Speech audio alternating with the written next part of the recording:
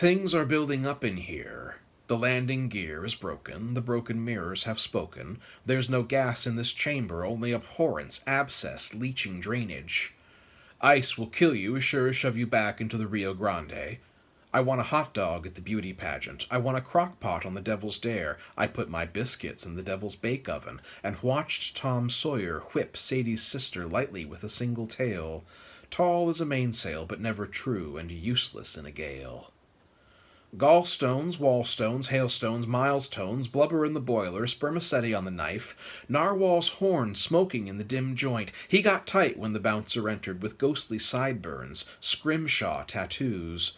Ambrosia in the water if you can reach it, milk and honey in the windy city, busting your nose on Michigan ice. You've got a long way to go, Charles, if you think you'll see Albuquerque before the radiation fails. Salt on your tongue if you dare to catch a Manhattan snowflake in the desert night. Are those dogs howling? Is your stomach growling? It's not hungry, it's angry, tired of being afraid. There's no eagle's nest to raid, they carry eggs on their backs, plowing swamps with open-mouthed ovens. I've been overturned, adjourned, spurned, sternly admonished. I was astonished at the greed of man for a moment. Then I saw that greed is the flower of every swimming seed, tail whipping as behind it a cock softens and slumbers, ready to crow at dawn. Dish soap. Dish soap. We're running out of dish soap, Clyde. Hide your wallet when the peddler comes. He knows you dropped the needle in the fire. He knows you pierced the balls, the loons, the balloons, aching for cigarettes in thin equilibrium. Clyde is a ghost. He'll chase you through the arcade until you run out of quarters, or Mom comes admonishing you to eat one more slice of greasy pizza before you pile into the van again and head for home, punching your brother when the one-eyed love bugs swarm like local locusts to the locus of livid desire. You stop at the video store, rent the same clean VHS tape of the same clean actors falling in their clean clothes as Santa Anna cleanly wins the clean Alamo once again. There are other clean things to see, but you're scared you'll choose the wrong one, something terrible or perhaps something embarrassing, something you wouldn't want your aunt to know you'd enjoy.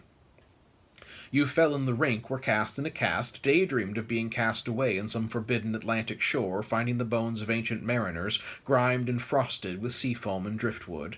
The sole survivor of an unsuccessful water landing when the engines failed thunderous in the lightning as the gremlins climbed aboard. You saved your teddy bear, but not your sister. She swam after the tiny canoe, and a bulldog chased her. How long will the plane stay afloat, once the doors are opened and the life rafts deployed? Provided you're still breathing in an ocean calmed with kerosene, no sense in panicking. If life was a picnic, you would be the ant drowning in the potato salad. Something breaks halting thought. Something breaks and runs, outlandish, cape-covered, dripping rhinestones on astroturf pastures, waving good morning to paper-collar pastors, shearing sheep with a word to the wise. Untying corsets in candlelight when the banker isn't looking, looting souls and savings accounts, replacing them with the word of fear, the word of hatred. And you know you've been a fool, but to admit your foolishness would be to deny every truth you've ever wished you'd known, so you preach your own divinity at the expense of your fellow men. The only mask you won't wear is the mask that shows the barest minimum of compassion. Shows what you know. Join the crows. Harass the eagle with the snake in its beak. Claim the food from the white-haired freak tossing stones at pebbles, trying to move the world. Trying to stop a flood with a baking soda volcano. Shows what you know.